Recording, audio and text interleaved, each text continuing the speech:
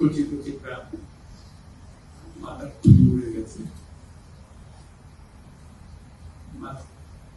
মাথার অর্ধেক গুলি মাথার ভেতরে রয়ে গেছে।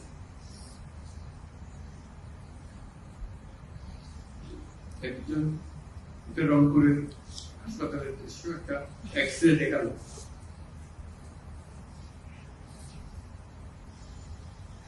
মানে দাঁত অসংখ্য ছোট ছোট ছোট ফুটে পড়া ছবি।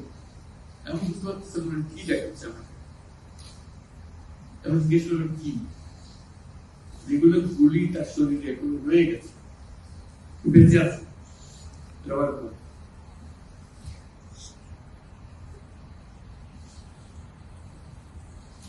যতবার দেখি ততবার শুনি, আবার নতুন করে প্রতীক্ষা করতে হয়। যে স্বপ্নের জন্য তারা প্রাণ দিয়েছে,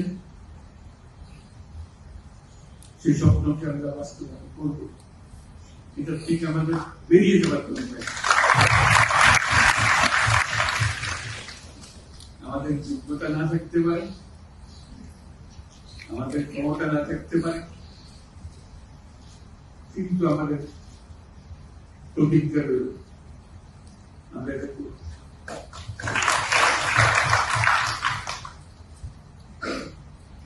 আমি খালি দেখি